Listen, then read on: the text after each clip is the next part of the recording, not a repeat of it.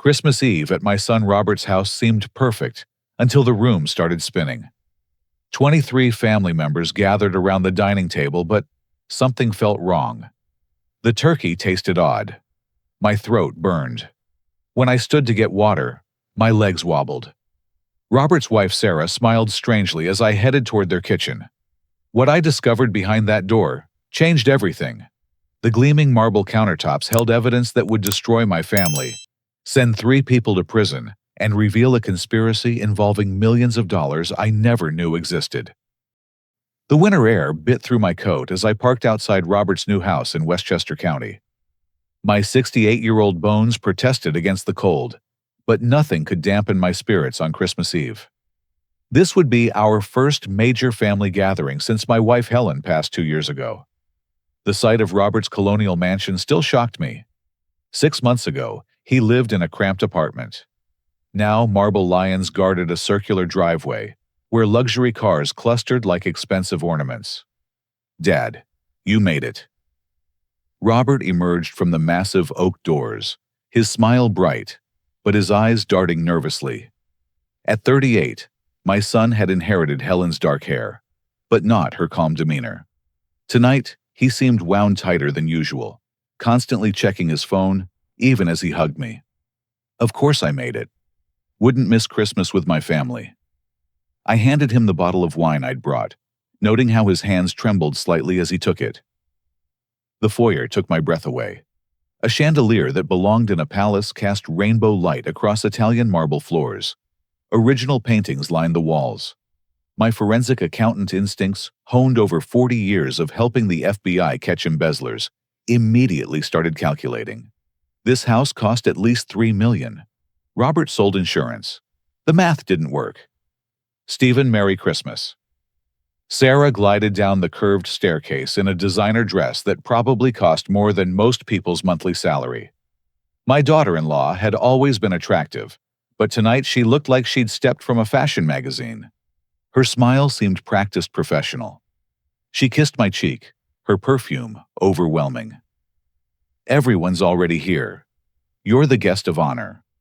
The living room buzzed with conversation. My daughter Margaret sat near the fireplace, her teenage daughter Emma absorbed in her phone. Margaret's husband Paul stood quietly in the corner, observing everyone with those sharp eyes that always seemed to catch details others missed. My brother Frank held court near the bar, his much younger wife Gloria hanging on his arm. Various cousins and their families filled the remaining space, creating a warm chaos of greetings and laughter. Uncle Stephen. My nephew James, still in his police uniform from his shift, shook my hand firmly. "Good to see you. Quite a spread Robert's got here." "Indeed." I kept my tone neutral, but James caught my meaning. His eyes narrowed slightly, the cop in him, always alert. Margaret appeared at my elbow, pulling me aside. "Dad, we need to talk." Her voice dropped to a whisper. "Something's not right. Robert won't say where the money came from for all this. He keeps deflecting, making jokes. But I know his salary. This doesn't add up." Before I could respond, Sarah announced dinner. The dining room belonged in a castle. The table groaned under the weight of crystal china and enough food to feed 50 people. Sarah directed me to the head of the table, fussing over my placement with unusual intensity.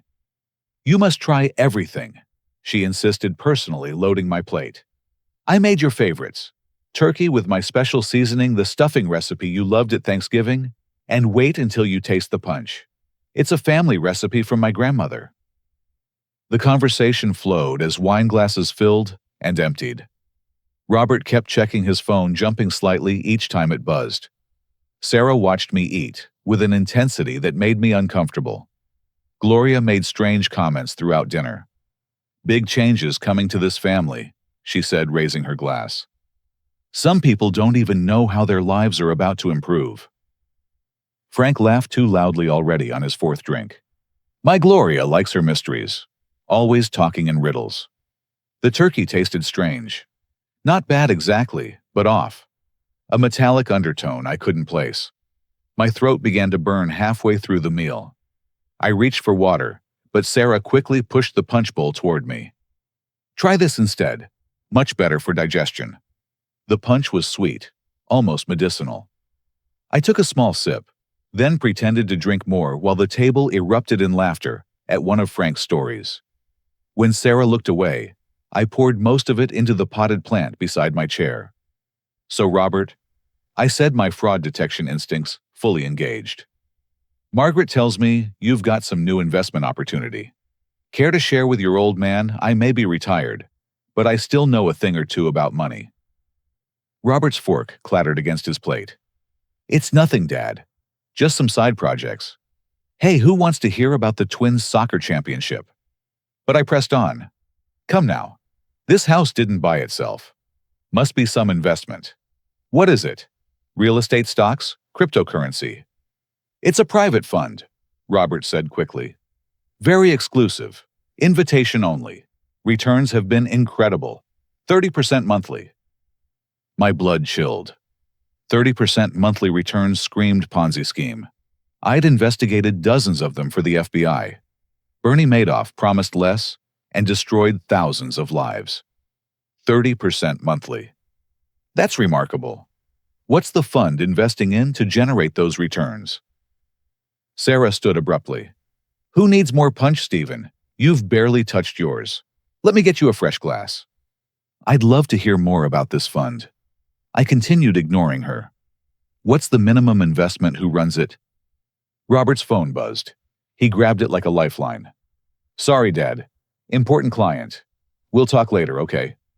The room started tilting slightly. My vision blurred at the edges. The burning in my throat intensified. Sarah hovered nearby, that strange smile fixed on her face. "Are you feeling all right, Stephen? You look pale. Maybe you should lie down." "Just need some water." I managed, standing carefully. My legs felt unsteady, but not as bad as they should if I'd consumed all that punch. Thank God for my paranoid habits. "Let me help you," Sarah offered, reaching for my arm. "No, I'm fine. Just need a moment." I waved her off, making my way toward the kitchen. Behind me, I heard Robert whisper urgently to Sarah, but couldn't make out the words. The kitchen door swung shut behind me, muffling the dining room noise. I gripped the counter, letting my eyes adjust to the bright lights. That's when I saw them. Medical syringes lined up on the granite counter like soldiers. My blood turned to ice as I read the labels.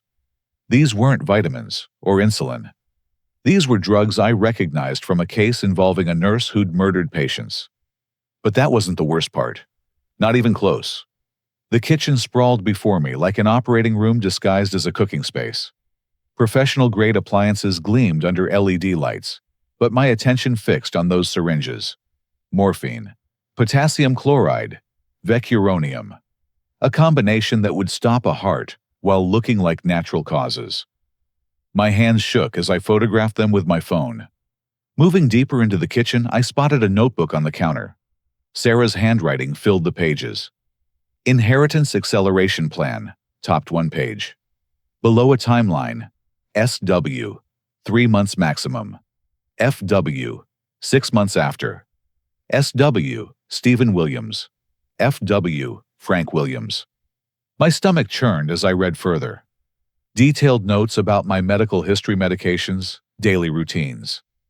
How did she know I took blood pressure medicine with breakfast, that I was allergic to penicillin, that I had my coffee at exactly 6:30 every morning? A folder marked Insurance lay beside the notebook. I opened it with trembling fingers. Life insurance policies spilled out. $5 million on my life, dated 3 months ago. My signature at the bottom, except I'd never signed this. The forgery was excellent, but not perfect. They'd made my E too round, my T too short. Another document showed $1 million policy on Frank. Same forged signature style. Same beneficiary, Robert Williams, with Sarah as secondary. My forensic training kicked in. Document everything. I photographed pages, rapidly sending them to my cloud storage and my lawyer simultaneously. Years of investigating fraud taught me to always secure evidence immediately. A laptop sat open on the breakfast bar. The screen showed security camera footage from this very kitchen. I watched in horror as Sarah carefully injected something into a piece of turkey, then marked the plate with a tiny dot of sauce. The timestamp read 30 minutes ago. That was my plate. The strange taste, the burning throat. She'd poisoned my food. More files cluttered the desktop. Medical articles about untraceable poisons. A document titled Natural Death Scenarios outlined ways to make murder look like age-related illness. Contact information for crematoriums that didn't ask questions. Sarah had researched this thoroughly. But the next discovery made my knees buckle. My own medical records stolen from Dr. Patterson's office. Every prescription, every test result, every vulnerability mapped out. Post-it notes in Sarah's writing covered the margins. Heart medication interferes with vecuronium. Reduced dose. History of mild kidney issues. Exploit for cover story. A sound behind me made me spin. Robert stood in the doorway, his face ash-white. His eyes went from me to the evidence spread across the counter to the syringes. For a moment, neither of us moved. "Dad," his voice cracked. "You don't understand." "I understand plenty." I kept my voice steady, despite my racing heart. "Your wife is planning to kill me, and Frank, for insurance money." Robert's phone buzzed. He glanced at it and went even paler. "They're here." "Oh God, they're early." "Who's here?" "Dad, please. You have to listen. They'll kill my boys if I don't pay them. 3.2 million by New Year's, or they take the twins." Tears streamed down his face. "I never wanted this. Sarah said it was the only way. She said you wouldn't suffer, that it would be peaceful." "Who threatens children over money? What did you get involved in?" "Cryptocurrency. A client introduced me to these Croatian guys. Said it was a sure thing. I invested everything, borrowed more. Then the market crashed. But it wasn't just a crash. They manipulated it, took everything. Now they want their money back with interest." I studied my son's face. The boy I'd taught to ride a bike, helped with homework, watched graduate college. How had he fallen so far? And Sarah's solution was to murder your father and uncle. She's a nurse. Was a nurse. She lost her license but never told me why until recently. She said she knew ways to make it look natural. Said you were old anyway, that you'd want us to have the money, rather than see your grandsons hurt. I'm 68, not 90. And even if I were dying, you think I'd want my legacy to be enabling your murders? Robert crumbled against the doorframe. I know. God, I know. But I'm desperate. You've never had someone threaten your children. You don't know what that fear is like. Actually, I did. 30 years ago, a money launderer I'd helped convict had threatened Margaret and Robert. I'd handled it through proper channels, put my faith in law enforcement. They'd protected us. But I understood the terror. Where are the twins now? Sleepover at their friend's house. Sarah wanted them away in case things went bad tonight. In case my murder got messy, he meant. I pulled out my phone. What are you doing? Robert lunged forward, but I held up a hand. Saving your life. And your son's. I hit speed dial for Marcus Webb, my old FBI contact. As it rang, I told Robert, I've been suspicious for weeks. This isn't the first time things have been moved in my apartment. Someone's been in my home going through my papers. Marcus answered on the second ring. I'd already sent him a coded text from the dining room, our old signal from my consulting days. Marcus, it's Stephen. I'm at Robert's house. The Christmas situation we discussed, it's active. Send the team. Robert's eyes widened. You knew.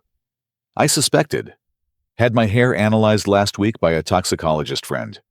Found traces of benzodiazepine that I never took. Someone's been drugging me small doses, probably testing my reactions. Sarah brought you soup last week when you had that cold. Yes. And tea the week before. Building up my tolerance, seeing how I'd react. I ended the call with Marcus. The FBI will be here in 20 minutes. But Robert, the Croatians, are they real or part of Sarah's story? Before he could answer, footsteps approached rapidly. Sarah appeared, her perfect composure cracking when she saw the scene. Behind her, Gloria pushed Margaret into the room at knife point. "Well," Sarah said, her voice dropping its sweet tone for something harder, colder. "This is unfortunate." My body swayed and I gripped the counter dramatically. Let them think the drugs were working. 40 years of undercover consulting taught me that perceived weakness was often the greatest strength. I slurred my words deliberately. "Sarah, what did you give me?" She smiled, that nurse's smile I now recognized from cases I'd studied. The angel of death smile. "Just something to help you relax, Stephen. You work so hard, always investigating things, always suspicious. Tonight, you can finally rest." Gloria pressed the knife closer to Margaret's throat. My daughter's eyes were wide, but alert. Paul had trained her well in staying calm during crisis. Where was Paul anyway? "Mom." Emma's voice rang out from the doorway. The teenager stood frozen, live streaming everything on her phone held high. "Oh my God! What's happening? Why does Aunt Gloria have a knife?" "Emma, get back," Margaret ordered, but Gloria was faster. She grabbed Emma with her free hand, now controlling both mother and daughter. "Everyone calm down," Gloria commanded. Her accent, which she usually hid, emerged under stress. Not Croatian. Russian, maybe Ukrainian. "We do this quiet way, or messy way. Your choice." I let my legs buckle, sliding down against the counter. Hidden by the breakfast bar, I pressed record on my phone and slipped it into my shirt pocket, camera lens, just visible. The FBI would need everything documented. "Robert," Sarah snapped. "Stop standing there. Get the second syringe. Your father needs his full dose." My son looked between us, paralyzed. This was the moment that would define the rest of his life. I watched him through half-closed eyes, praying Helen's goodness lived somewhere inside him still. I can't. He's my father." "Your father, who let your mother die alone while he chased criminals?" Sarah hissed. "Your father who cares more about strangers' money than his own son's crisis. Your boys will grow up without a dad, because Stephen Williams won't share wealth he'll never spend." That stung more than any poison. Helen died while I was testifying in Chicago. A stroke, sudden and massive. I'd raced home but arrived too late. Robert had held that against me ever since. "That's not true," I mumbled, letting my head loll. "Helen understood." "Did she?" Sarah picked up a syringe, checking the dosage. "Or did she die disappointed, knowing her husband valued his precious FBI cases over family?" Robert's phone rang. He answered mechanically. "Yes, they're here now." His face went gray. "Okay, we're coming." "The Croatians?" Sarah asked. "In the driveway, with guns. They want to see proof we have the money coming."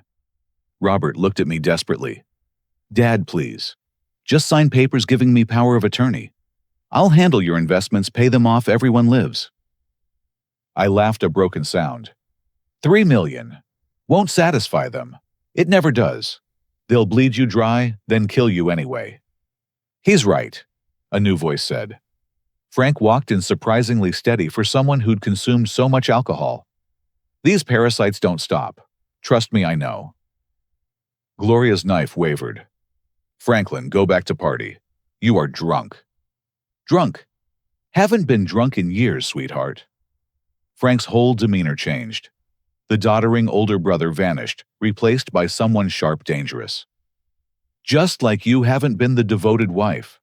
How much have you stolen so far?" 200,003.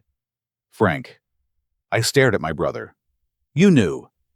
Suspected. When a woman 40 years younger suddenly falls in love with a 71-year-old man, a smart person asks questions. So, I played along, gave her access to some accounts. Marked money traceable. He pulled out his phone. "Been recording our bedroom conversations for months. She talks in her sleep. In Russian." Gloria snarled something in what was definitely Russian. Frank smiled coldly. "Roughly translates to old fool. But who's the fool now?" Sarah, maintaining control, gestured with the syringe. "Fascinating family drama, but we have visitors." Robert, help your father to the living room. We'll tell the Croatians he's agreed to everything. Once they leave, we finish this cleanly.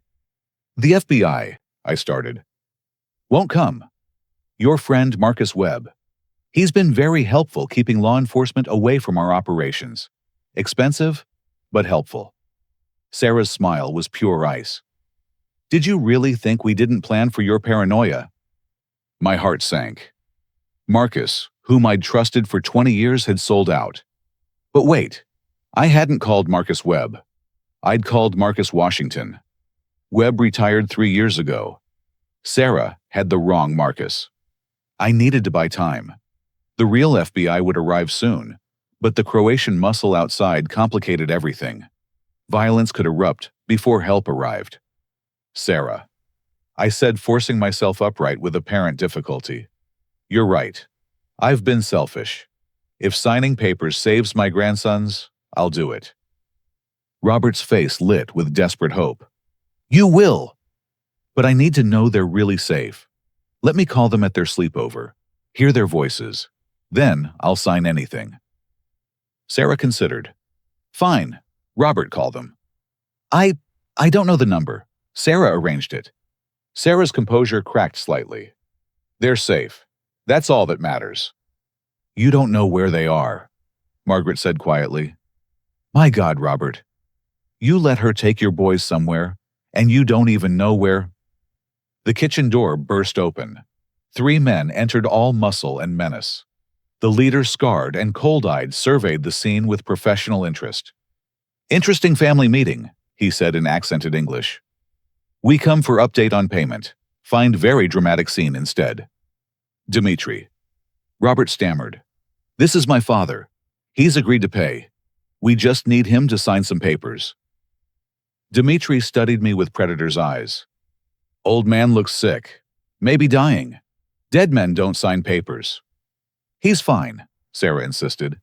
Just overwhelmed by the family gathering. We take him with us. He signs papers at our location. More secure.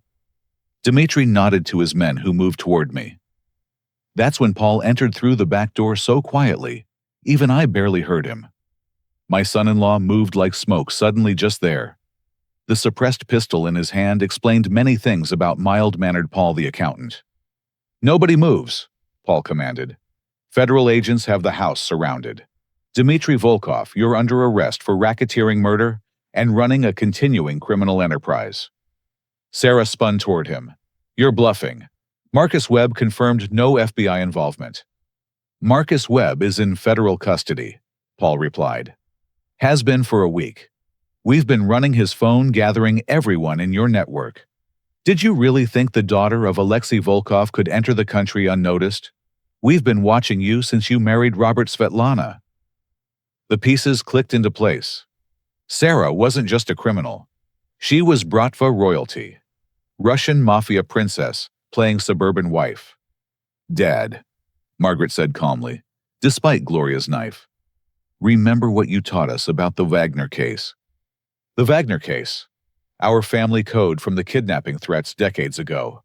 If Margaret mentioned it, she was telling me to drop to the floor in 3 seconds. 1 Mississippi, I shifted my weight. 2 Mississippi. Gloria noticed my movement. 3 Mississippi, I dropped. Everything exploded into motion. The kitchen erupted in choreographed chaos.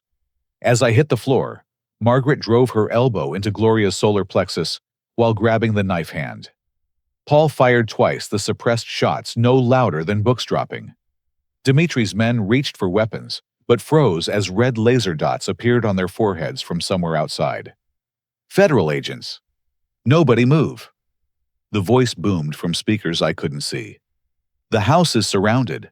Weapons down, hands visible.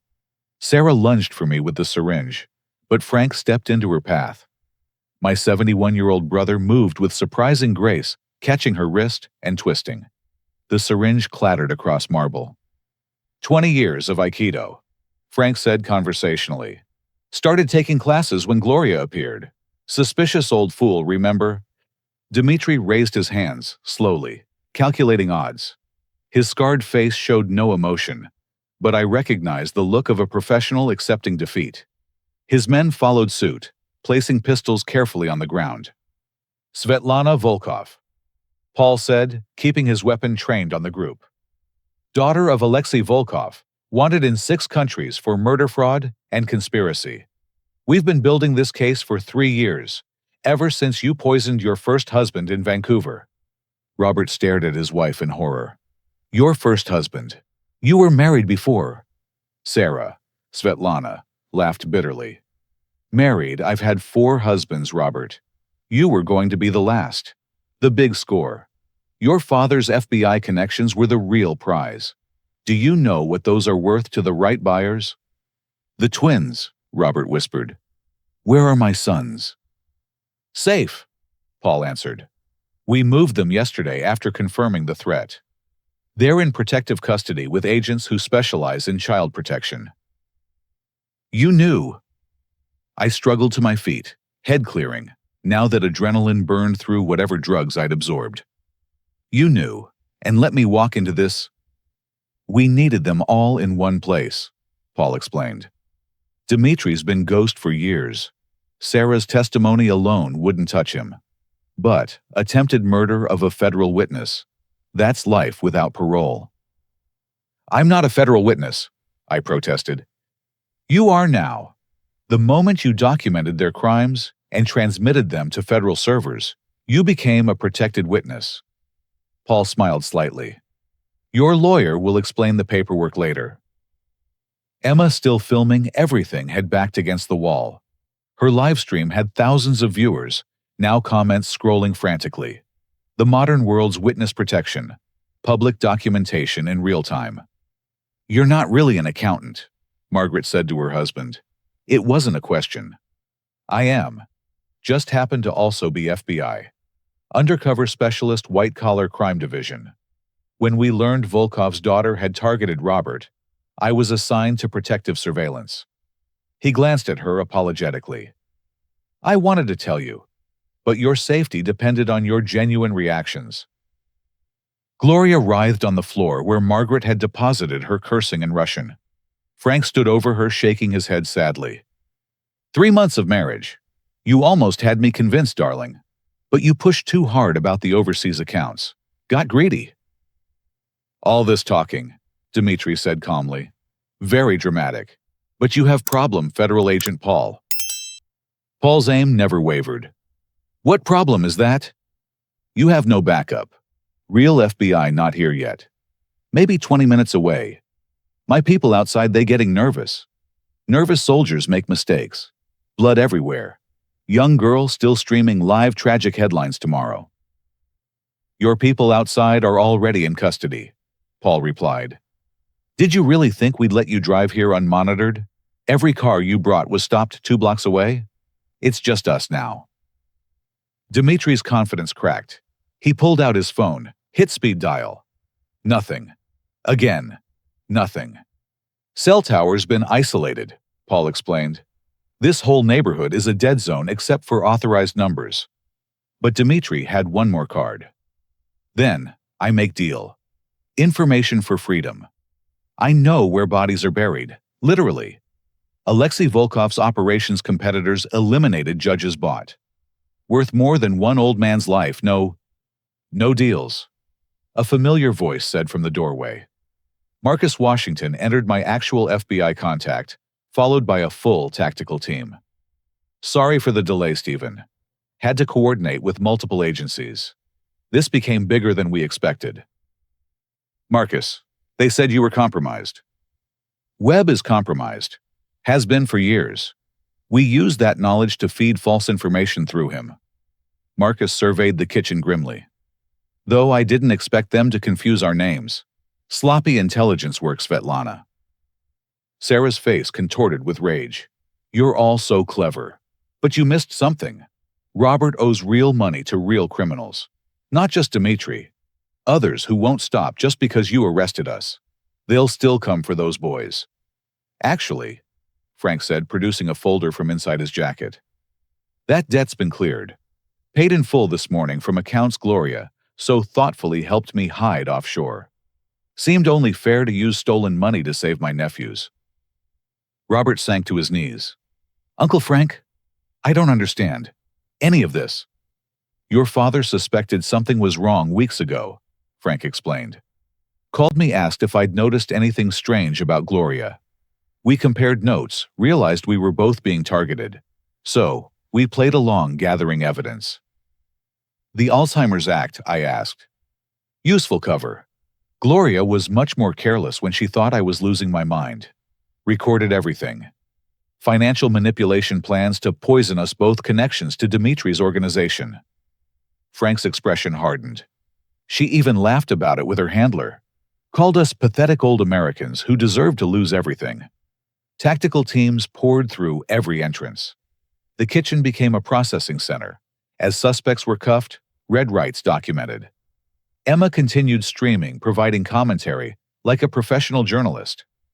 This is insane, she narrated. My grandfather just survived an assassination attempt. My uncle's wife is Russian mafia. My other uncle is apparently James Bond. And we're definitely going viral. Margaret hugged her daughter with one arm, while checking me for injuries with her free hand. Dad, your shoulder's bleeding. I looked down, surprised. Adrenaline had masked the pain where I'd scraped against the counter, falling. It's nothing. Just a scratch. Let the medics check, Marcus insisted.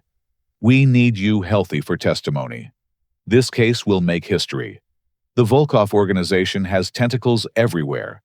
Your documentation tonight gave us the roadmap to dismantle it all.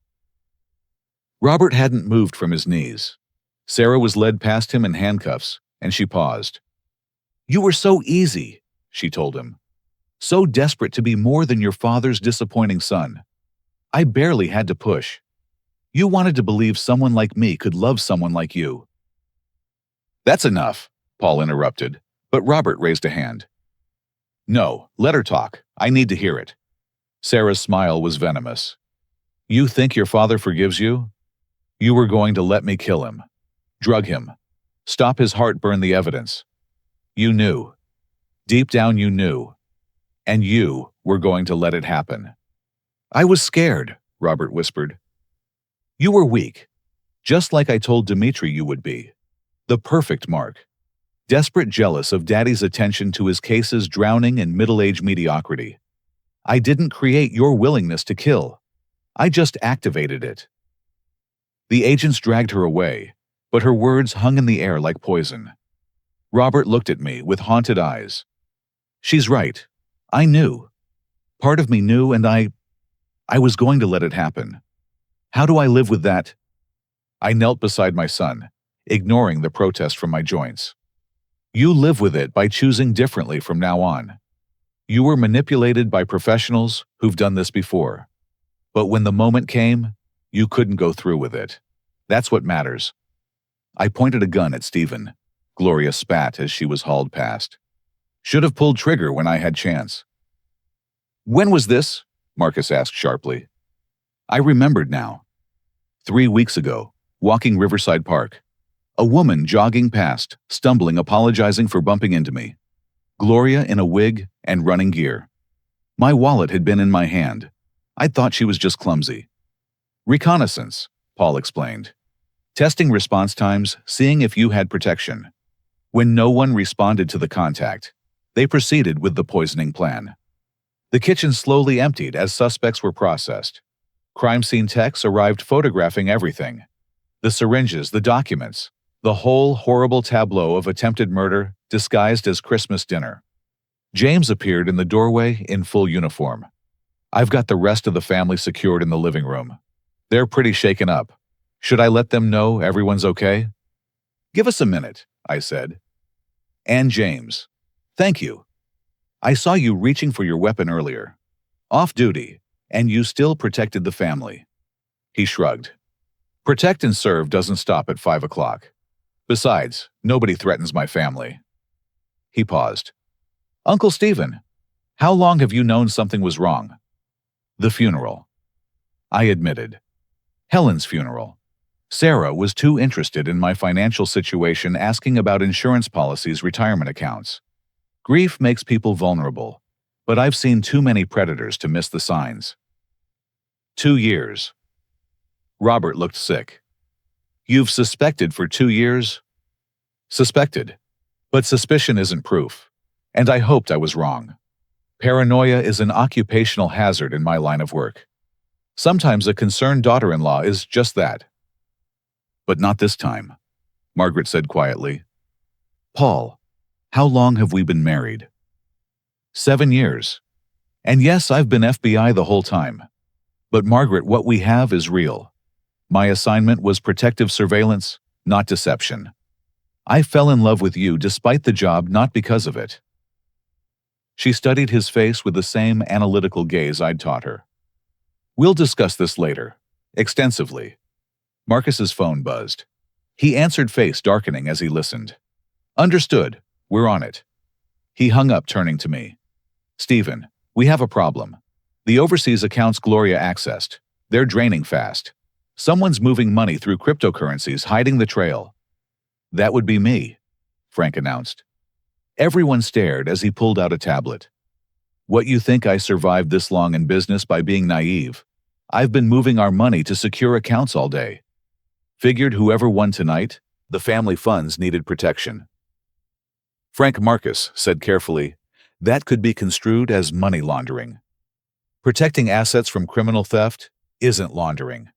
But if you'd prefer, I can reverse the transactions. Let whoever Svetlana and Gloria were working with steal millions from American citizens. Marcus considered. We'll need full documentation. Every transaction. Already prepared. Sent copies to my lawyer, the FBI Financial Crimes Division, and the Treasury Department an hour ago. Frank smiled. I may play the fool, but I've been protecting this family's interests since before you were born, Agent Washington. Through the window, I saw more FBI vehicles arriving. The quiet suburban street looked like a movie set. Neighbors gathered behind crime scene tape phones, out documenting everything. By tomorrow, Robert's house would be famous for all the wrong reasons. Dad, Robert said quietly. The twins. They love Sarah. How do I tell them their mother tried to murder their grandfather? That she never loved them, just used them. The question broke my heart. In all the chaos, I'd forgotten 2 innocent boys would wake tomorrow in a shattered world. You tell them the truth, I said finally. Age appropriately with help from professionals. But you tell them. Lies are what got us here. Truth is what gets us out. An agent appeared. We need to clear the kitchen. Crime scene processing will take hours. As we filed out, I caught sight of the dining room through the doorway. The Christmas feast sat abandoned glasses, half-full napkins dropped in haste. The perfect family Christmas destroyed by greed and betrayal. But we were alive. All of us who mattered were alive. And that was its own kind of miracle. The living room had transformed into a command center. FBI agents worked on laptops processing evidence in real time. Family members clustered in shocked groups, some crying, others staring blankly as their worldview shattered. Emma had finally stopped live streaming, her phone battery dead, but the damage was done. According to James, we were trending worldwide. Stephen, I need a full statement, Marcus said, guiding me to a quiet corner. Start from the beginning. When did you first suspect? Before I could answer, commotion erupted from the kitchen. Shouting, a crash, then Paul's voice, sharp with authority. Sarah burst through the doorway, somehow free from her handcuffs, blood streaming from her nose. She'd grabbed a knife from somewhere, probably lifted from an agent's tactical gear. Nobody moves, or the old man dies. She lunged toward me, but I was ready this time. You don't survive 40 years in financial crime investigation without learning to read desperate people. I sidestepped, using her momentum against her. The knife clattered away as she hit the coffee table. But Sarah was trained too. She rolled, came up with a ceramic angel from the nativity display's sharp end, pointed at my throat. You destroyed everything, she screamed. 4 years of planning. 4 years of playing housewife to that pathetic son of yours. Drop the weapon. Multiple agents drew their sidearms, red dots dancing across Sarah's forehead. Svetlana, Dmitri said calmly from where he knelt in custody, is finished. Don't die for nothing like your father. My father died for the family, for the Bratva. Sarah's hand shook. Everything I did was for the organization, to restore our power. Your father died because he was greedy fool, Dmitri replied. Skimmed from Moscow accounts. They sent me to kill him. You know this. The revelation hit Sarah like a physical blow. You're lying! Summer house in Sochi. Your 10th birthday party. Your father begged on his knees while you played in garden. I told him you would be spared if he died quietly. Sarah's weapon drooped. That moment of shock was all the agents needed. 3 of them moved simultaneously, disarming and restraining her with professional efficiency. This time, they weren't taking chances. Zip ties, ankle restraints, even a spit hood when she tried to bite. Is it true? She whispered to Dmitri as they dragged her past. Did you kill my father? Da. And would have killed you too eventually. Volkov blood is poison. Always betrays. Sarah screamed a sound of pure rage and loss. The agents hauled her out to a waiting van, her cries echoing through the night. Robert hadn't moved through the entire confrontation, staring at the spot where his wife had stood. She loved the twins, he said numbly. Whatever else was fake, she loved our boys, right? Paul and Marcus exchanged glances. Marcus nodded slightly. We have recordings from your house, Paul said gently. Hidden cameras she didn't know about. Yes, she showed affection for the boys. Whether that was real or part of her cover, only she knows. But she used them, Margaret said. Used them as leverage, as tools. That's not love. That's possession. An agent handed Marcus a tablet. His expression darkened as he read. We have a problem. Svetlana's arrest triggered automated protocols. Emails just went out to major news outlets with classified FBI documents. Details about undercover operations, witness protection locations. Dead man's switch, I said. We had a case like this in '93. If she doesn't enter a code every 12 hours, the system dumps everything. Can you stop it? Paul asked. Marcus was already typing. Cyber Division is on it, but some damage is done. We'll need to relocate several witnesses immediately. Frank stood up from the couch where he'd been sitting with Gloria's confiscated phone. I might help with that. Gloria kept detailed records of Svetlana's computer systems. Passwords, backup sites, the works. Paranoid people make paranoid partners.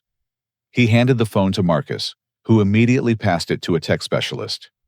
Within minutes, they were into Svetlana's cloud storage racing to disable the automated releases. Got it, the tech announced. Stop the second wave. But she's got physical backups somewhere. USB drives, probably multiple locations. The house, Robert said suddenly. She has a safe in the bedroom, behind the Monet reproduction. I was never allowed to know the combination. We'll get a warrant, Marcus started, but Robert interrupted. It's my house. I give permission. Tear it apart if you need to. I want every trace of her gone. 2 agents headed upstairs. The rest of us waited in tense silence. Emma had found a phone charger and was reading comments from her live stream to her mother. Mom, we have 3 million views. People are calling Grandpa a hero. Someone started a GoFundMe for the twins' therapy. It's already at $50,000. Tell them to donate to victims of elder fraud instead, I said. We don't need charity. Already did. Redirected everything to the National Center for Elder Fraud Protection.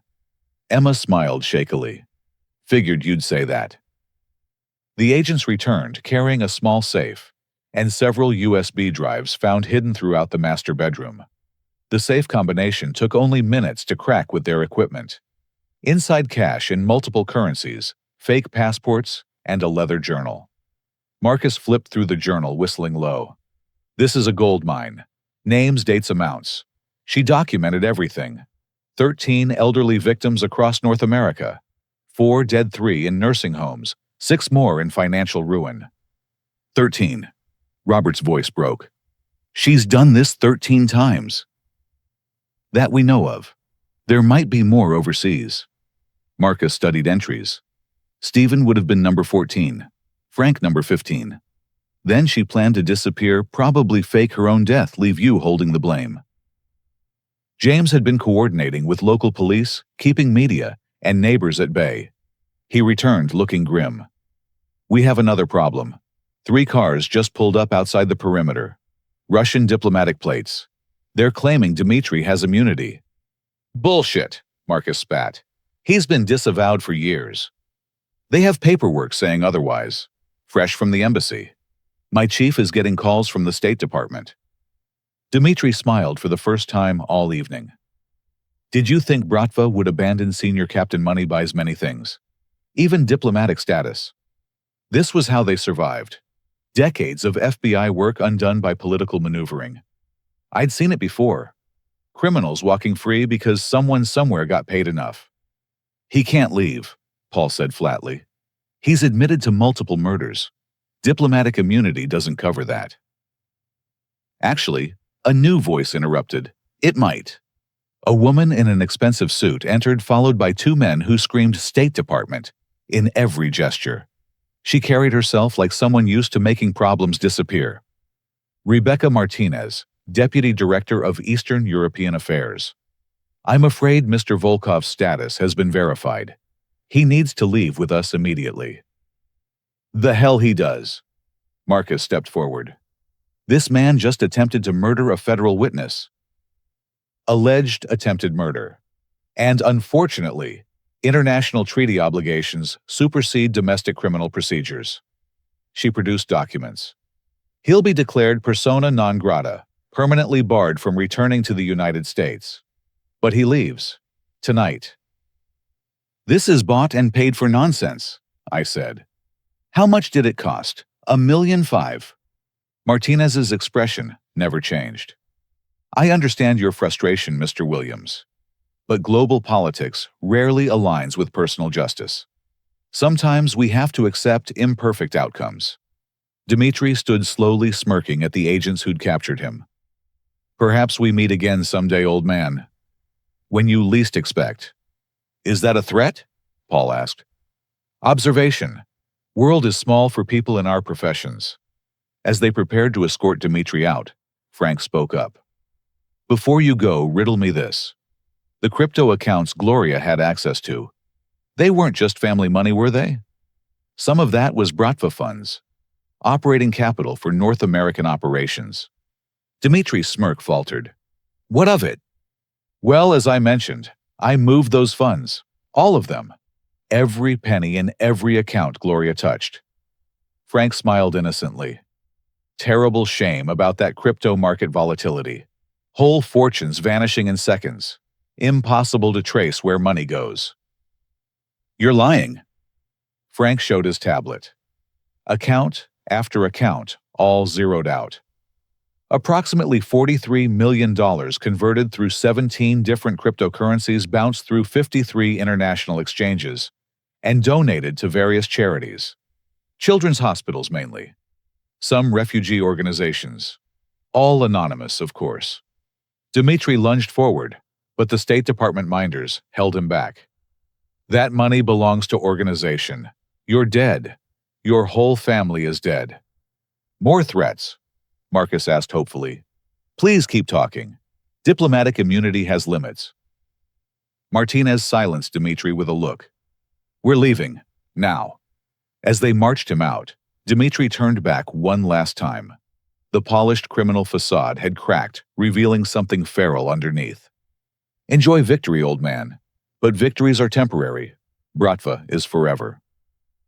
Then he was gone, whisked away in black SUVs with diplomatic plates. The room deflated, energy draining as the primary threat vanished into political protection. That's it, Robert asked. He just leaves after everything. For now, Marcus said. But he's burned. No more operating in allied nations. No more freedom of movement. It's not prison, but it's something. It's nothing. Robert stood, fists clenched. He threatened my children, helped plan my father's murder, and he drives away in a limousine. Bobby. I used his childhood nickname. This is how the world works sometimes. But he didn't win. He's lost his operation, his money, his ability to work here. That's devastation for someone like Dmitri. Your uncle just cost the Bratva $40 million, Paul added. That's not something they forgive. Dmitri might be free, but he'll spend the rest of his life looking over his shoulder. Good, Frank said cheerfully. Man needs hobbies in retirement. The crime scene processing continued around us. Agents cataloged evidence, interviewed family members, documented everything. The Christmas tree lights blinked, mockingly presents, still unopened beneath the branches. What happens now? Margaret asked. To all of us. Marcus outlined the process. Robert would be arrested, but would likely receive a plea deal for his cooperation. Sarah faced life in prison for attempted murder and her previous crimes. Gloria would be deported after serving time for fraud. The twins would need therapy and supervision, but would remain with family. And us, Margaret gestured to Paul. My husband, the secret agent. I'll resign if you want, Paul said quietly. Transfer to a desk job, whatever you need. She studied him for a long moment. We'll figure it out. But no more secrets. Ever. None, I promise. An agent approached with evidence bags. Mr. Williams, we need to collect your clothing. The poison evidence. I stood to comply, then swayed as delayed shock hit. The adrenaline that had carried me through the confrontation finally crashed. Strong hands caught me. Robert and James supporting me together. I've got you, Dad, Robert whispered. I'm sorry. I'm so sorry. I know, son. We'll get through this. As they helped me to another room to change, I caught sight of the kitchen through the doorway. The syringes were gone, bagged as evidence. But I could still see them in my mind, lined up like soldiers in an assassination attempt. Tomorrow would bring lawyers, media, the long process of justice. But tonight my family was alive. Damaged, betrayed, facing uncertain futures, but alive. Sometimes that's the only victory that matters. 3 months later, I sat in a federal courthouse in Lower Manhattan, watching my son accept his plea deal. Robert stood before the judge in a suit that hung loose on his diminished frame. Prison wouldn't be kind to him, but it was better than what could have been. Mr. Williams. Judge Patricia Chen addressed him. You've pled guilty to conspiracy to commit murder, insurance fraud, and money laundering. The government recommends 5 years minimum security with possibility of release in 2 years based on your cooperation. Do you understand? Yes, Your Honor. Robert's voice was steady. He'd found strength in confession, in finally taking responsibility. Your cooperation has been instrumental in dismantling a major international crime syndicate. 23 arrests across 4 countries. Millions in stolen funds recovered. Judge Chen studied him over her glasses. But you were willing to let your father die for money. That betrayal of family trust is particularly heinous. I know, Your Honor. I'll live with that shame forever. Mr. Williams Sr., you've submitted a victim impact statement. Would you like to address the court, Yiki? I stood, my repaired shoulder protesting. The poisoning had left some permanent damage. Occasional tremors, sensitivity to certain foods, small prices for survival. Your Honor, I've spent 40 years investigating financial crimes. I've seen greed destroy countless families. But this was personal. My son lost his way, manipulated by professionals, but ultimately responsible for his choices. I looked at Robert. He met my eyes for the first time in weeks. I forgive you, son. Your mother would want that. You'll serve your time, rebuild your life, and be a better father to your boys than you were a son to me. That's all I ask. Robert broke down, shoulders shaking with silent sobs. His lawyer steadied him as Judge Chen pronounced sentence. 5 years. 2 with good behavior. The twins could have their father back before they hit middle school. Outside, the courthouse media waited like hungry wolves. Emma had become something of an internet celebrity after her live stream parlaying the attention into a journalism scholarship. She handled the reporters with surprising professionalism, while Margaret and I slipped out the side entrance. You okay, Dad? Margaret asked as we settled into Paul's car. He'd kept his promise. Transferred to financial crimes, no more undercover work. Better than okay, it's done. The legal part anyway. Paul navigated Manhattan traffic with practiced ease. Svetlana's trial starts next month. Her lawyer's pushing for a deal, but prosecutors want maximum sentences. She's looking at life without parole. Good. I had no sympathy left for the woman who'd tried to murder me. Any word on Dmitri? Paul's expression darkened. Interpol lost track of him in Belarus. But Frank's little financial trick worked better than expected. The Bratva put a bounty on Dmitri for losing their money. $5 million. He's a marked man. Speaking of Frank, my brother had surprised everyone. Instead of retreating into bitterness after Gloria's betrayal, he'd thrown himself into charity work. The $40 million he'd liberated from the Bratva funded a new foundation supporting elder fraud victims. Gloria, awaiting deportation in federal custody, raged about the stolen money, but judges weren't sympathetic to thieves complaining about being robbed. We drove to Margaret's house in Westchester, not far from Robert's former mansion now, for sale to pay legal fees and restitution. The twins were in the backyard, kicking a soccer ball with James, who'd taken unofficial uncle duties seriously. Grandpa. They ran to me all knees and elbows and gap-toothed grins. Whatever Sarah had felt for them, they genuinely loved her. Child psychologists were helping them process their mother's crimes and father's absence. Hey champions, who's winning? Uncle James says we're both winners if we try hard, Michael reported solemnly. But I scored more goals. Mason added competitive to the core. I settled on the porch steps, watching them play. These boys carried no blame for their parents' sins. Margaret and Paul would raise them until Robert returned, providing the stability their young lives desperately needed. Frank arrived an hour later, bearing pizza, and his usual cheerful demeanor. Prison visits had become our Saturday routine. Him to Gloria, me to Robert. Strange how crime had brought the Williams brothers closer. Gloria sends her regards, Frank announced. Actually, she sent several anatomically impossible suggestions, but I'll paraphrase. She's still claiming innocence. Now she admits to theft, but insists she was protecting me from Svetlana. Apparently, she was going to steal my money before the evil nurse could murder me for it. Frank laughed. The mental gymnastics are impressive. Emma emerged from the house, laptop in hand.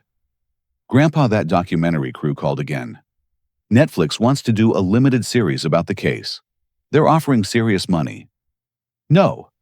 I'd refused all media deals. Some stories shouldn't be entertainment. They said they'd donate half to your foundation. Still no. We've had enough cameras in our lives. Emma accepted my decision without argument. The live stream that saved us had also taught her about privacy's value. Her journalism professors used the footage in ethics classes. When does public interest override family privacy? As evening fell, we gathered for dinner. A smaller group than Christmas, but genuine. No hidden agendas, no poisoned food, just family sharing a meal. Margaret had cooked Helen's pot roast recipe, filling the house with memories of better times. I have news, Paul announced over dessert. The FBI recovered more of Svetlana's records. Hidden storage unit in Queens. Dad, she'd been surveilling you for 2 years. Photos, schedules, even recordings from bugs in your apartment. My skin crawled thinking of that woman listening to my private moments. All removed. Every device. We swept the place 3 times. Paul hesitated. There's more. She had similar files on 7 other elderly men. Potential future victims. We're contacting them all, but what? 2 died in the last 6 months. Natural causes, supposedly. We're exhuming bodies, checking for toxins. The table fell silent. Sarah's evil reached beyond our family.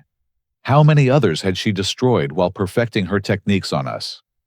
There's something else, Frank said quietly. I've been investigating Gloria's past. Real name is Galina Pushkin. She wasn't lying about being forced into marriage schemes. The Bratva kidnapped her sister, used her as leverage. Gloria had to send money back, or they'd kill her. You believe that? Margaret asked skeptically. I found the sister, alive in a refugee camp in Poland. Escaped when the Bratva thought Gloria had betrayed them. Frank sighed. I'm paying for her immigration application. Whatever Gloria did to me, her sister's innocent. This was Frank's gift, finding humanity even in those who'd wronged him. I envied that capacity for forgiveness. James's phone buzzed. He checked it, frowning. Heads up. Unmarked van just parked outside. 2 occupants watching the house. Everyone tensed.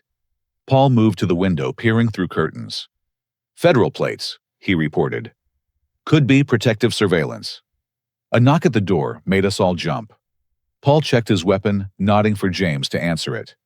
The rest of us waited tense, remembering Christmas Eve's violence. Mr. Stephen Williams. A young woman in an FBI windbreaker stood outside. I'm Agent Foster. We need to speak with you urgently. Dmitry Volkov is dead. The words hung in spring air, like winter's ghost. Dead. The man who'd orchestrated my attempted murder, threatened my grandsons, walked free on diplomatic immunity. When how? Paul demanded, showing his credentials. 3 hours ago. Moscow hotel room. Poisoned. Potassium chloride and morphine according to preliminary reports. Agent Foster looked directly at me. The same combination Svetlana planned to use on you. Someone wanted to send a message. Who? That's why I'm here. Hotel security shows a woman entering his room. Blonde, approximately 40 years old. She disabled cameras on his floor, but lobby footage is clear. Foster produced a tablet, showing grainy video. We think it might be one of his former associates. Someone with a grudge. I studied the footage. Something familiar in the woman's walk, the tilt of her head. Then she turned slightly, and my blood froze. That's impossible, Margaret breathed. She's in federal custody. But there she was. Sarah Williams, supposed to be awaiting trial in maximum security, walking into the hotel where Dmitry would die. How? Paul grabbed the tablet, enlarging the image. I saw her in court last week. Shackled, guarded. We're investigating, Foster admitted. Initial reports say she's still in custody. But this video, either she has a double or something's very wrong. Frank laughed, surprising everyone. Oh, something's wrong, all right. But not what you think. He produced his own phone, showing news footage from Moscow. Dmitry's funeral is tomorrow. Open casket. Very traditional Russian Orthodox service. Except, he zoomed in on a photo from the funeral home's website. The body in the casket looked like Dmitry. Almost. The scar's wrong, I said immediately. Dmitry's scar curved left. This one curves right. Mirrors, Frank said simply. Someone reversed the image.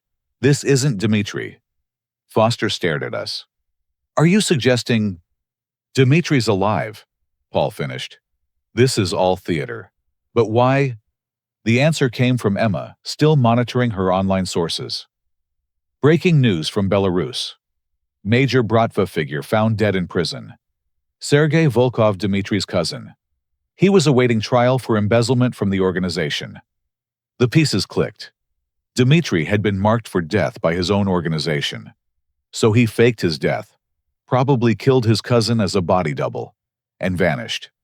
But who was the woman, and why frame Sarah? We need to verify Sarah's still in custody, Paul said. Now. Foster made the call. We waited, tension building. Finally, she lowered her phone, face pale. Svetlana Volkov is in her cell. Has been all day. Multiple guards confirm it. Then who? Margaret started. The daughter, I said suddenly. Svetlana mentioned a daughter once. Said she was safe in Switzerland, away from the life. What if daughter came to avenge mother? Frank finished. Frame her for Dmitry's death, guarantee life sentence. Dmitry killed Svetlana's father, Paul reasoned. Now, someone who looks like Svetlana kills Dmitry. Poetic justice, Bratva style. Foster looked overwhelmed. I need to report this. If Dmitry's alive, if there's another Volkov seeking revenge. Go, Paul said. We'll implement security protocols here. As Foster left, we sat in stunned silence. The case we thought closed had cracked open again, revealing new dangers. Somewhere, Dmitri lived under a new identity. Somewhere, a young woman carried on a family vendetta. And we were caught in the middle. "Should we be worried?" Margaret asked. "No," I said firmly. "We survived Christmas Eve. We'll survive whatever comes next." But that night, as I lay in the guest room listening to night sounds, I wondered if justice was ever truly served. Robert would pay for his crimes. Svetlana would rot in prison. Gloria would be deported. Frank and I would heal. Yet shadows lingered. Dimitri's freedom bought with blood and money. The mysterious daughter avenging parents who'd lived by violence. The other victims we'd never know about, poisoned by Sarah's earlier schemes. Justice, I'd learned in 40 years of investigation, was never perfect. Sometimes you settled for survival, for partial victories, for keeping your family safe another day. Tomorrow, I'd visit Robert in prison. I'd tell him about the boys' soccer game, Frank's charity work, the slow healing of our fractured family. I'd remind him that redemption was possible, even for those who'd fallen farthest. But tonight, I simply thanked God I'd noticed that bitter taste in the turkey. Such a small thing, really. The difference between life and death, measured in a moment's suspicion, a father's instinct to protect himself so he could protect others. The tremor in my hand had worsened. The doctor said it might be permanent nerve damage from whatever Sarah had slipped into my food over weeks of patient poisoning. A small price for survival. A reminder that evil could smile across the dinner table, serve you seconds, kiss you goodnight. But love could survive betrayal. Family could endure revelation. And an old man's stubborn refusal to die could save more lives than he'd ever know. 3 months later, Easter morning dawned clear and bright. I stood in Margaret's kitchen, helping prepare dinner for our reconstituted family. My hands shook slightly as I peeled potatoes, the permanent reminder of Sarah's poison. But I'd learned to work around it. "Dad let me do that," Margaret offered, but I waved her off. "These old hands still have some use in them." Through the window, I watched the twins hunt for Easter eggs Paul had hidden at dawn. Their laughter rang pure and innocent, untouched by the darkness that had nearly destroyed their world. Children were resilient. Thank God for that. "They're doing better," Margaret said, following my gaze. "The therapist says they're processing everything remarkably well. Kids adapt." "And Robert?" "Counting days. His counselor says he's a model prisoner. Helps other inmates with financial planning, teaches literacy classes." She paused. "He's different, Dad. Genuinely changed." Prison had stripped away Robert's pretensions, his desperate need to be more than he was. In losing everything, he'd found himself. Helen would have been proud of that, at least. Frank arrived early, bearing his traditional Easter ham, and a surprise guest. Galina Pushkin. Gloria's sister stood nervously at the door. Where Gloria had been hard and calculating, Galina looked fragile, marked by years of being leverage in criminal games. "I hope is okay," she said in careful English. "Frank say family dinner, but I understand, if not welcome." "You're not your sister," I said firmly. "Come in. There's always room for one more." Emma descended like a whirlwind, now home from Colombia for spring break. Her journalism career had launched spectacularly, not from exploiting our tragedy, but from thoughtful pieces about family betrayal and redemption. She hugged Galina, immediately chattering about immigrant experiences for her latest article. Paul emerged from his study where he'd been reviewing case files, even transferred to financial crimes. He couldn't entirely leave the Volkov case behind. Too many loose ends. Too many shadows. "Any word on Dmitri?" I asked quietly. "Nothing confirmed. 3 possible sightings. Argentina, South Africa, Thailand. All dead ends." He shrugged. "He's gone underground permanently. New face, new name, new life. Sometimes that's how it ends." And the daughter, like she never existed. Swiss authorities found the school Svetlana mentioned, but no enrollment records. Another lie, probably. Or, buried so deep, we'll never find truth. James arrived in civilian clothes off duty for once. He'd made detective last month, partly due to his conduct during our Christmas crisis. The department loved heroes who protected family while maintaining professional standards. Before we eat, James announced, "I have news. Dad wanted me to share it." Frank perked up. "Marcus finally proposed to that prosecutor?" "Better. The Volkov Victim Fund just hit $10 million. That documentary money you refused Uncle Stephen.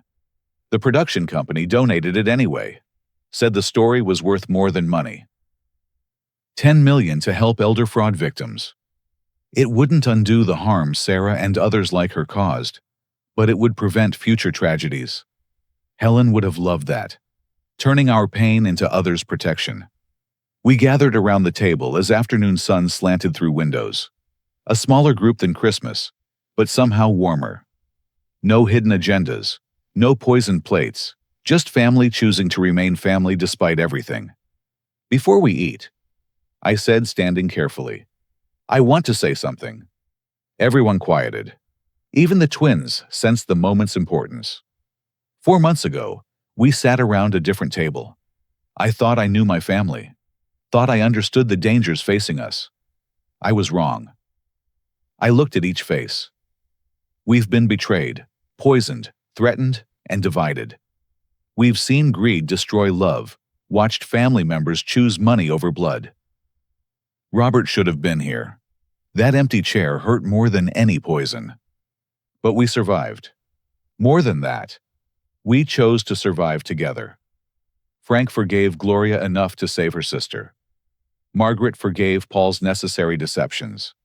I forgave Robert's desperate choices. Even the twins forgave us for taking their mother away. Michael piped up, "She was a bad lady who hurt Grandpa. We understand." "Understanding and forgiving aren't the same," I continued. "Forgiveness is harder. It's choosing love over justified anger, hope over earned cynicism. It's the only antidote to the poison people like Sarah spread." "Amen," Frank said quietly. Though I still had Gloria's marriage annulled. Forgiveness has limits. Everyone laughed, tension breaking. We ate ham and shared stories. Galena slowly relaxed, even smiling when Emma interviewed her between courses. The twins debated whether the Easter Bunny was real, with passionate 7-year-old logic. As plates emptied and conversation mellowed, Paul's phone buzzed. He checked it, frowning. "Everything okay?" Margaret asked. "Text from unknown number. Just GPS coordinates and a time. Tonight, midnight." Old instincts flared. "Trap!" "Could be. Or someone wanting to talk off the record." Paul showed me the coordinates. "Riverside Park. Same spot where Gloria supposedly bumped into you." "I'll go with you," James offered, but Paul shook his head. "If someone wanted to hurt us, they wouldn't send warnings. This feels like communication." We debated briefly, but curiosity won. At 11:30, Paul and I drove to Riverside Park. James followed at a distance, ready to call backup if needed. The park was empty street lamps creating pools of light in darkness. At midnight exactly, a figure emerged from shadows. Average height, nondescript clothes, baseball cap pulled low. They stopped 10 feet away, hands visible and empty. "Mr. Williams, Agent Harrison." The voice was female-accented, but deliberately obscured. "Thank you for coming." "Who are you?" Paul demanded. "Someone who owes you a debt." She raised her head slightly, just enough for park light to catch her features. My breath caught. The resemblance to Sarah was unmistakable, but softer, younger. This was the woman from the hotel video. The daughter who supposedly didn't exist. "Anya," she said simply. "Anya Volkov, Svetlana's daughter." Paul's hand moved toward his weapon, but she raised both hands higher. "I'm not here to hurt anyone. The opposite.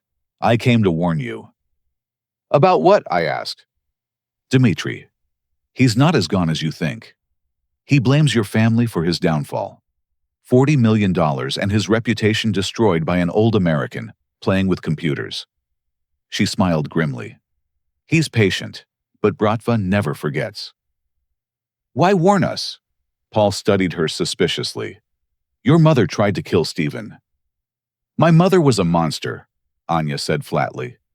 She abandoned me at 3, left me with nuns in Switzerland, while she murdered her way across the world.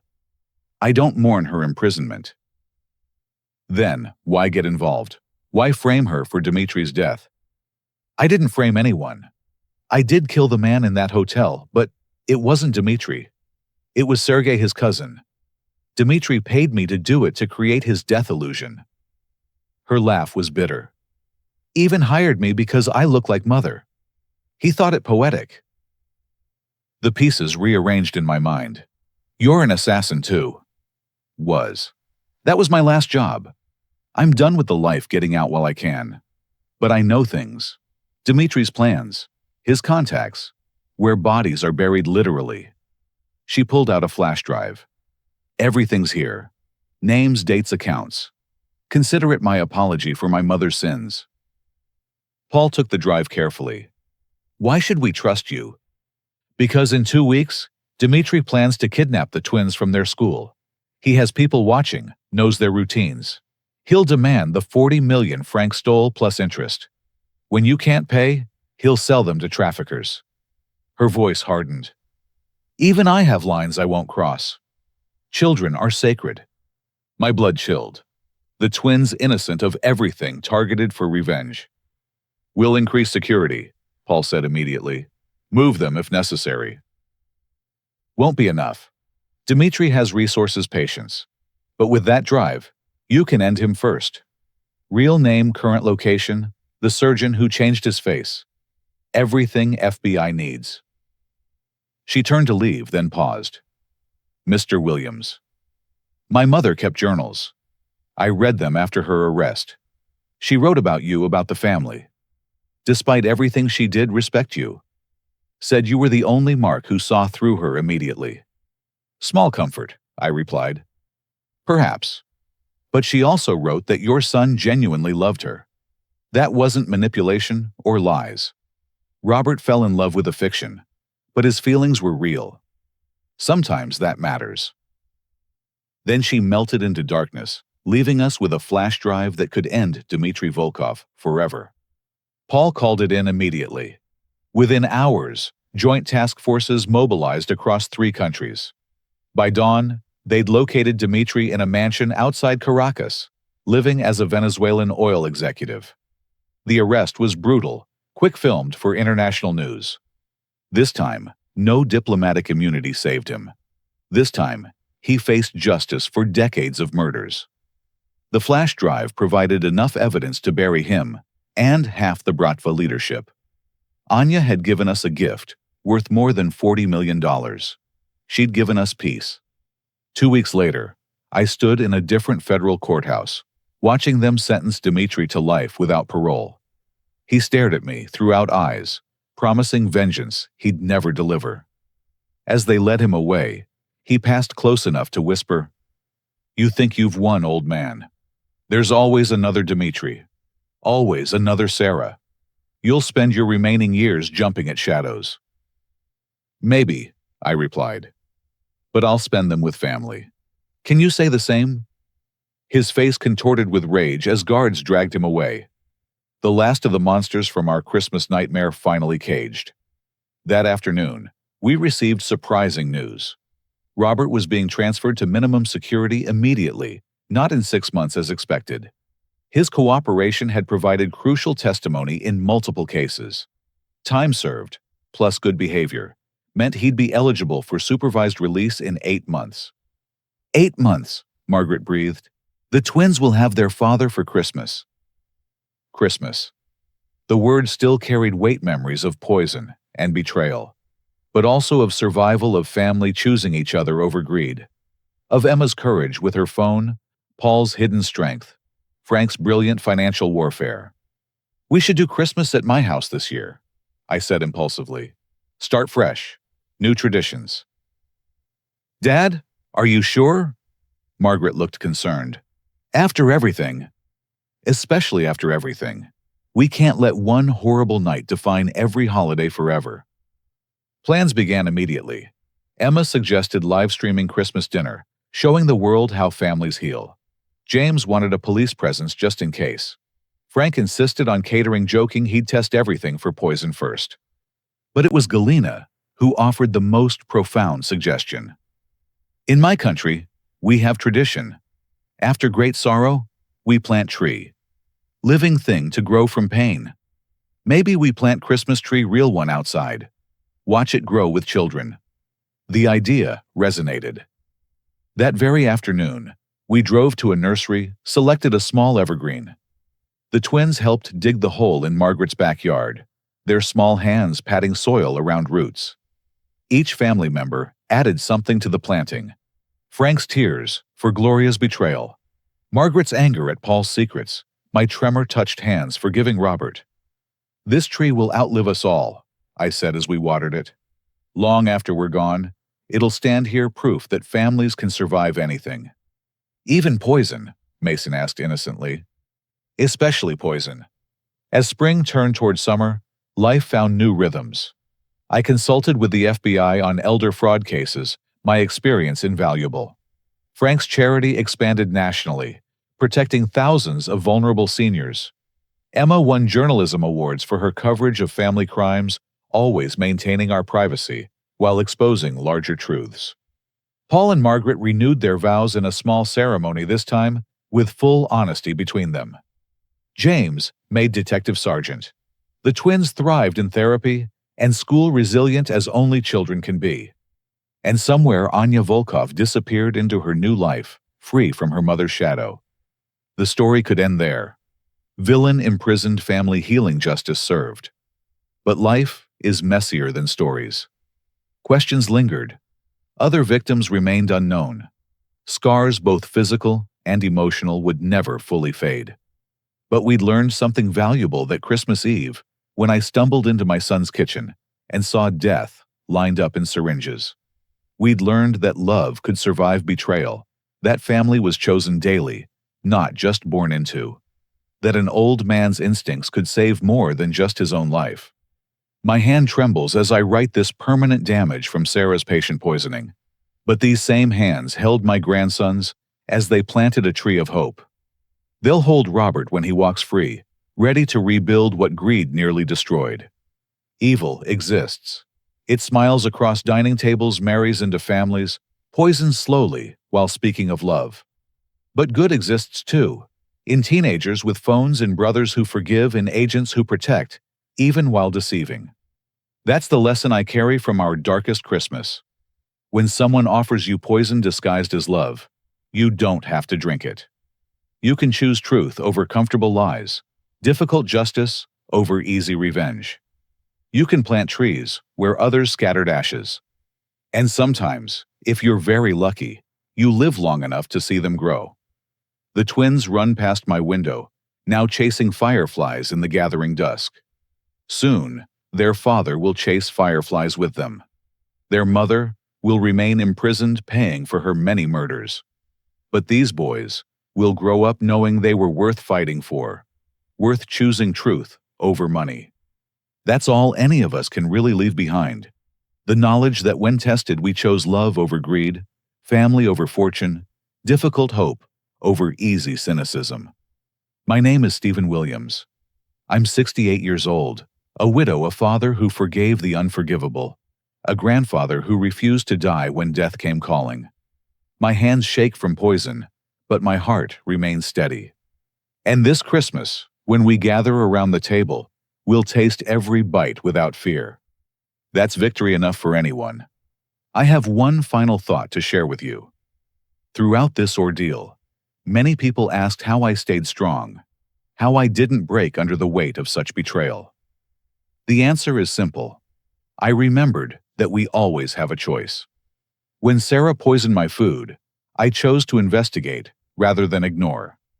When Robert confessed his desperation, I chose to understand rather than condemn. When Dmitri threatened my grandsons, I chose to act rather than submit. When justice seemed impossible, I chose to persist rather than surrender. These choices, small and large, shaped our outcome. They transformed a story of greed and betrayal into one of redemption and renewal. They proved that while we can't control what others do to us, we absolutely control how we respond. So I leave you with this question. If you discovered a loved one was planning to betray you, possibly even harm you, what would you do? Would you confront them immediately? Would you gather evidence quietly? Would you involve law enforcement?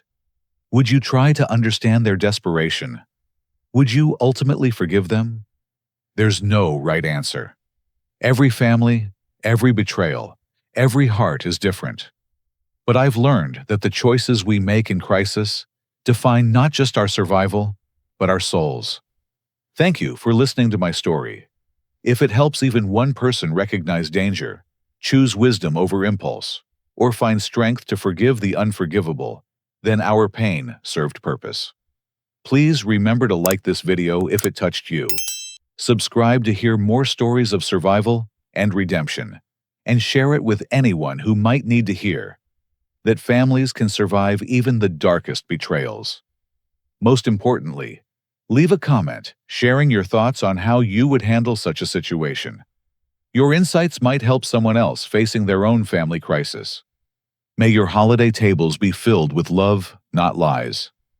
May your families choose each other again and again. And may you always trust your instincts when something tastes wrong. From my healing family to yours, God bless and remember.